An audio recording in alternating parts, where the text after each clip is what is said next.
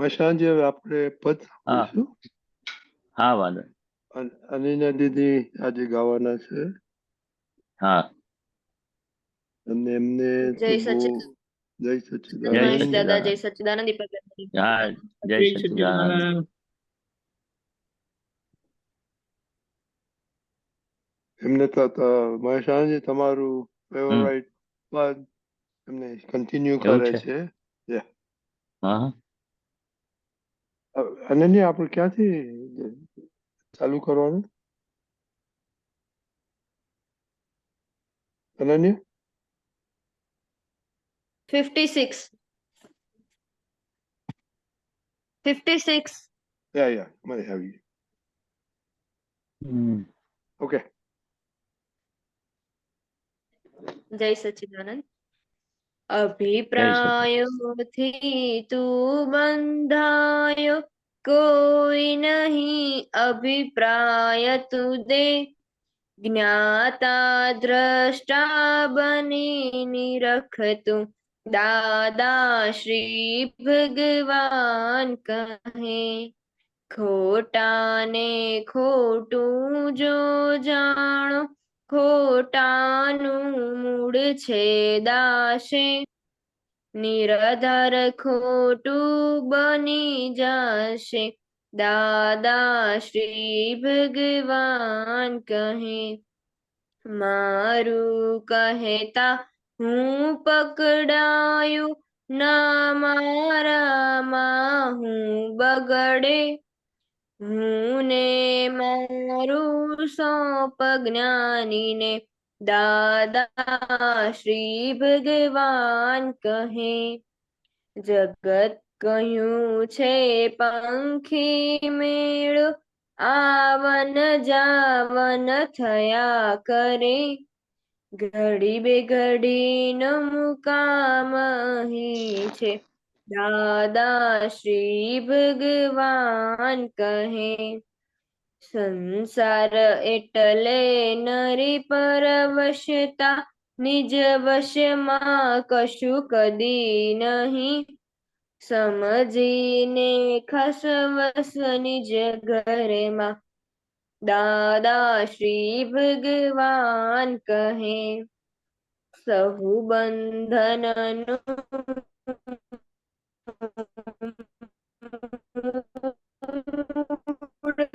અહમ છે, અહીં ચરણે અહમ મૂકી દે, દાદા શ્રી ભગવાન કહે. જો તું કરતા તો છું જે નિમિત્તિક કરતા, દાદા શ્રી ભગવાન કહે. ગૂંચ પડે તો ખેંચો નહીં, પણ ઉકેલવાનો ભાવ કરો. ઉકેલનારા મળી આવે છે, દાદા શ્રી ભગવાન કહે.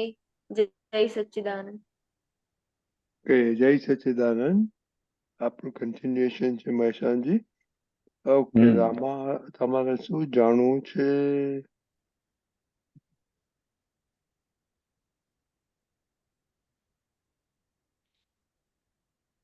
જગત કયું પંખી મેળો, આવન જાવન થયા કરે. એટલે પંખી મેળો એટલે શું? આમ એક ઝાડ પર બેઠા હોય ને પંખી, તો પછી કેવું કે આવે જાય, એક જગ્યાએ ના રહે પંખી મેળા, બધા ઝાડ પર અલગ અલગ જાય. એટલે જગત કેવું છે? પંખી મેળા જેવું છે. કે જગત એટલે આ વિશ્વ, તો એમાં શું છે? આપણો જન્મ થાય મરણ થાય, જન્મ થાય મરણ થાય, ચાર ગતિમાં ફર્યા કરે. દિવ્યાન ગતિમાં જાય, દેવ ગતિમાં જાય, નરકમાં જાય, પાછું મનુષ્યમાં આવે, અને પછી છેલ્લો પંચમ ગતિ મોક્ષે જાય. આવન જાવન, આવે ને જાય, આવે ને જાય, આવે એટલે જન્મ થાય, જાય એટલે મરણ. એટલે પંખી મેળો મેળા જેવું છે. બધા ભેગા થાય એટલે આપણે સગા સંબંધી કેવું, પંખીઓ બધા એક મેળામાં, એટલે માળો હોય, મેળો ભરાય એટલે બધા ભેગા થાય. તો આપણે સગા સંબંધી, મા બાપ, ભાઈ બેન, કાકા બાપા, બધા ઋણાનુબંધનો જેવો હિસાબ હોય ને, આખું મોટું કુટુંબ 50-60 જણનું હોય, કોઈ હોય, મામા હોય, એમના છોકરા હોય, કાકાના છોકરા હોય, માસીના છોકરા હોય, એટલે આ પંખી મેળા જેવું બધા ભેગા થાય લગ્નમાં, કેવા બધા આપણા સગાઓ ભેગા થાય છે. તો આ પંખી મેળો કાયમના આવન જવાનું આવ્યો. આયુષ્ય કર્મ પતે એટલે પછી પોતપોતાના કર્મ હિસાબે બધા જતા રહે એટલે બીજી ગતિમાં પાછા આવે. એનું આયુષ્ય કર્મ જે દંડ હોય, દેવગતિનો ક્રેડિટ હોય, નરકની ડેબિટ હોય, જનાવરનો આ ભોગવટો હોય, પાછો મનુષ્યમાં આવે. જેવા કર્મ છે એવું આવન જાવન જગત આવું છે. જગત એટલે આપણે આ જે જોઈએ છે રાત દિવસ, માણસો, પશુ, પંખી, બધું પંખી મેળા જેવું છે એવું કહેવામાં આવે છે. ઘડી બે ઘડીનો મુકામ અહીં છે. આપણું આયુષ્ય કર્મ જેટલું હોય એટલું આપણે મુકામ હોય. આપણને લાગે આપણે કાયમના છે, પણ આપણે કોણ છે? જે શુદ્ધાત્મા આપણું સ્વરૂપ છે એ કાયમનું છે. બાકી આ પેકિંગ છે, મનોવચન કાયા રિલેટિવ ભાગ છે, એ ટેમ્પરરી છે. એ ઘડી બે ઘડી એટલે આજે છે ને કાલે નથી. એટેક આવે તો સવારે કેવું જતો રહ્યો, એટલે જીવ જતો રહ્યો, ડેડ બોડી કહેવાય. એટલે ઘડી બે ઘડી મુકામ અહીં છે. આ બેઠા પંખીડા અને પછી ક્યારે ઉડી જાય ને એ કહેવાય, એટલે પંખી મેળો કયો. હા, એટલે આપણું મનુષ્ય બી આયુષ્ય પરપોટા જેવું કહ્યું. બબલ્સ હોય ને, પરપોટો થાય ને ક્ષણભંગુર છે, એટલે આ મનુષ્યને ક્ષણભંગુર કહ્યું, પરપોટો કયો, પંખી મેળો કયો. એ ઋણાનુબંધથી બધા એક ડાળ પર બધા પંખી મેળા ભેગા થાય. એક કુટુંબમાં બધી વેલો પથરાયો હોય અને પછી પાછા વારાફરતી આવન જાવન ચાલુ. નવો જન્મ બી થાય ને પેલા ભાઈ ગયડા થાય એટલે જાય. એ પંખી મેળામાં એટલે ઋણાનુબંધ હિસાબ થી જ બધા ભેગા થાય એવું કહેવા માંગે છે. ખ્યાલ આવ્યો? ત્યાર બોલો પહેલા બીજું. અરેનાબેન, ખોટા ને ખોટું જો જાણી ખોટાનું મૂળ છે. ખોટું એટલે શું? ખોટું ડેફિનેશન શું કહેવાય? આપણાથી કોઈ હા, હર્ટ થાય, આમ ધારો કે હું કંઈક બોલી જાઉં અને વત્સલને કે મમ્મીને ખોટું લાગે, એ પ્રમાણે. બસ આજે એ થોડી વાત કરો, કારણ કે આ બહુ ઇમ્પોર્ટન્ટ, હા, આમાં સાયન્સ બહુ સરસ. એટલે આ કેવું છે, ખોટા પછી નિરાધારી થઈ જાય એટલે બહુ સરસ આપણને ખબર ને સાયન્સ છે. ખોટું એટલે રોંગ, ખોટું એટલે રોંગ એટલે ભૂલ.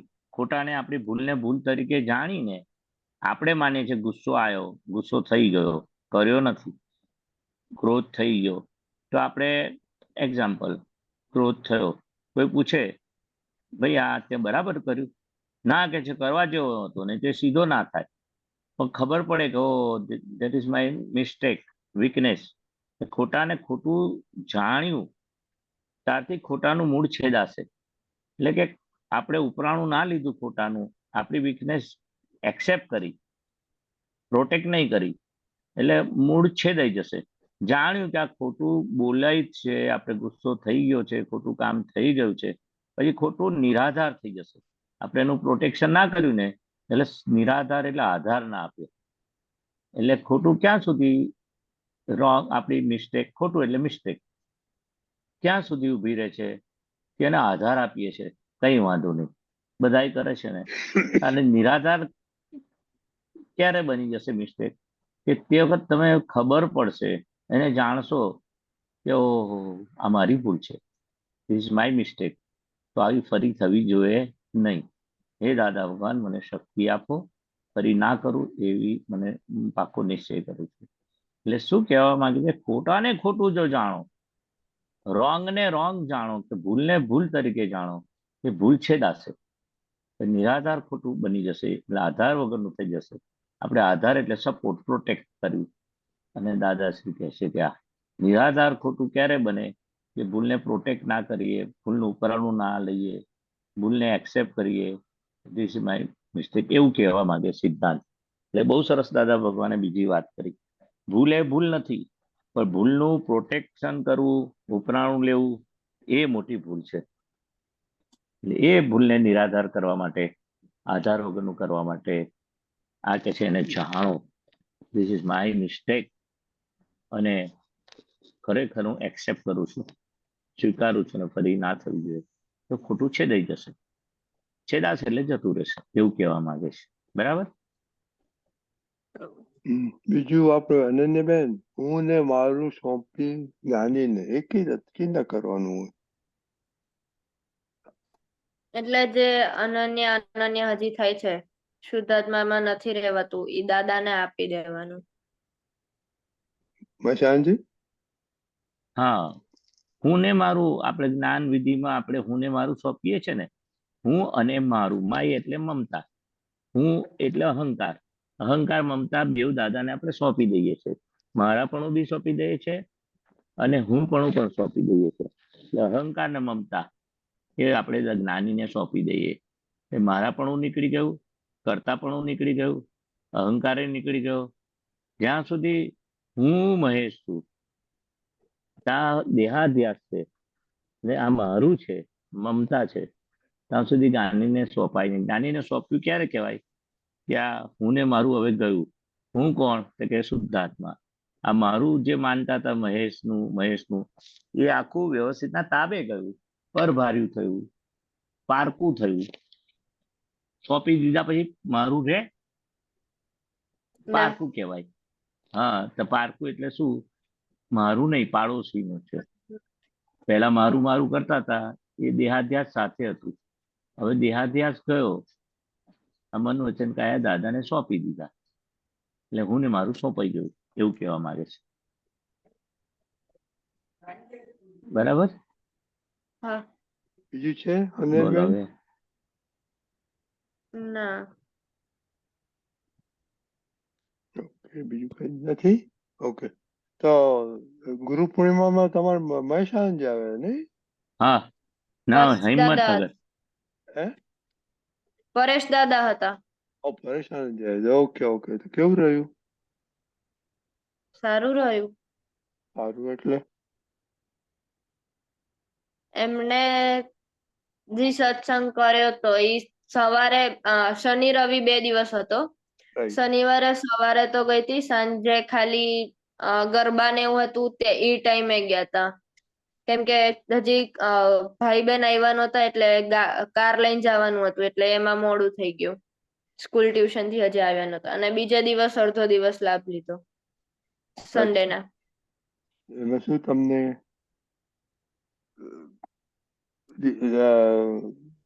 ડિસાઈડ શું કર્યું કે હવે અમે આ ચેન્જ કે કરવાનું કે આપણે શું કર્યું? વિષમ ભાવમાં નહીં રહેવાનું, આપણે કોક જોડેથી કંઈ પણ શીખીએ, નાને પણ નાની વસ્તુ શીખીએ એ આપણા ગુરુ કહેવાય. તો વત્સલ તમારો ગુરુ થઈ ગયો હવે? હે? હા, ઇન્દ્રને પગે લાગ્યા ગુરુ થયા કે નહીં? ના, ઓકે, વેરી ગુડ. નો, સરસ સરસ. ઓકે, એટલે આપણે ગુરુ પણ એક બે વસ્તુ પિકઅપ કરીએ, ધેટ્સ એક્સલન્ટ. રાઈટ, બરાબર મહેશાનજી? હા, બરાબર છે, બરાબર. બીજું કઈ? આખું બોલો. આપણે એ રીતે જે ગુરુની વાત કરી ને, શિષ્ય દાદા કોઈના ગુરુ થયા નથી ને કોઈને શિષ્ય બનાયા નથી. એ બધા શિષ્ય ભાવ તરીકે રહેલા.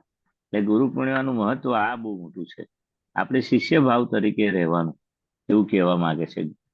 શિષ્ય જે હમણાં વાત નીકળી ને, શિષ્ય ભાવ તરીકે સૌથી નાનામાં નાના દાદા કે છે અમે કશું જ આવડતું નથી વ્યવહારમાં, અને નિશ્ચયમાં ગુરુતમ ને વ્યવહારમાં લઘુત્તમ, બધાથી નાના છે. એ આપણે ભાવ રાખવાનો અંદરથી.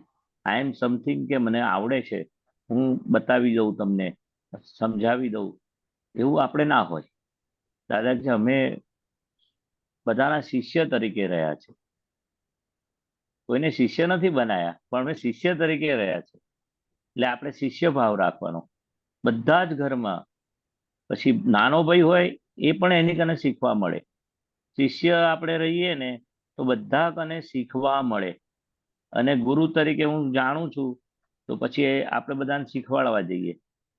એટલે શીખવાડવા જઈએ તો ભલી વાર ના આવે, કારણ કે આપણામાં હજુ પ્યોર થયા નથી એટલું.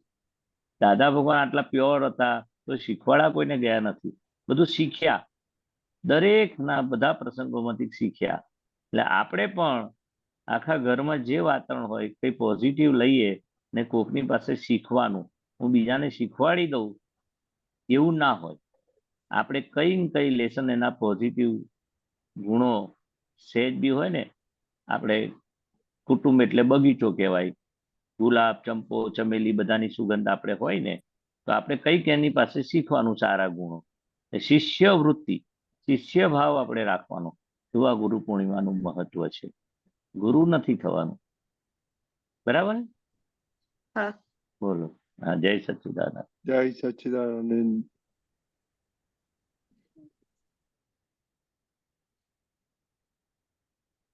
ઓકે મહાત્મા, ઓકે ક્વેશ્ચન છે નરેન્દ્રભાઈ? અનમ્યુટ કરો નરેન્દ્રભાઈ, બોલો. જય સચ્ચિદાનંદ. કેલનપુરીના સમાચાર આપો, ગુરુ પૂર્ણિમા કેવું રહ્યું? અમે તો અહીં અમદાવાદ લપકામણ. લપકામનમાં છે. ઓકે, લપકામન ની વાત કરો. ચાલો. અમદાવાદ લપકામણ. હા,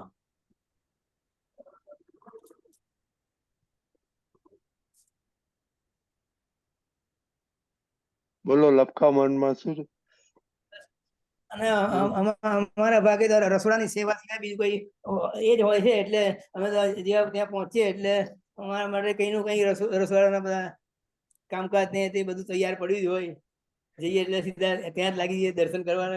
ઘણી વાર ચાન્સ ના મળે એવું થઈ જાય. તમે સેવા કરી તો બહુ થઈ ગઈ મહાત્માઓની ને. હા, જ્યાં સુરત જઈએ તો સુરત, બરોડા જઈએ તો બરોડા, ત્યાં જઈએ એટલે કહી દે આટલા વાગે અહીંયા આવી જાય રસોડામાં, તમારી આ સેવાની જરૂર છે. ઓકે, એટલે બહુ જ્યાં જઈએ ત્યાં બસ રસોડાની સેવામાં જ હોઈએ. બહુ સરસ.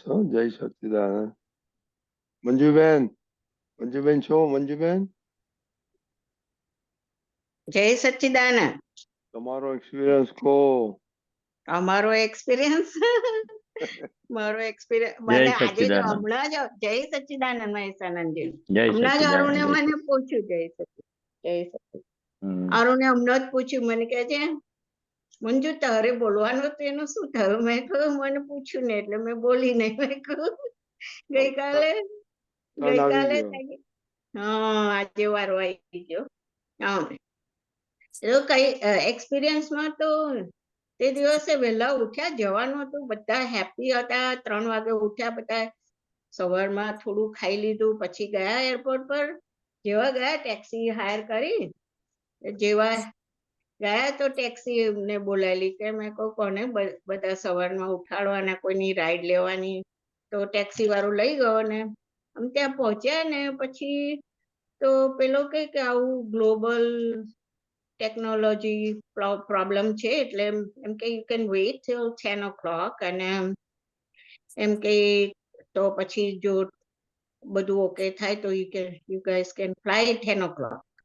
પણ પછી નિમેશ મને પૂછે કે મમ્મી શું કરવું છે? મેં કહું આ છોકરાઓ સાથે વહેલા ઉઠેલા 3 વાગ્યાના, તો મેં કહું 3 o'clock એટલે 10 વાગે તો મેં કહું પછી પાછા આવીશું એવું હશે તો.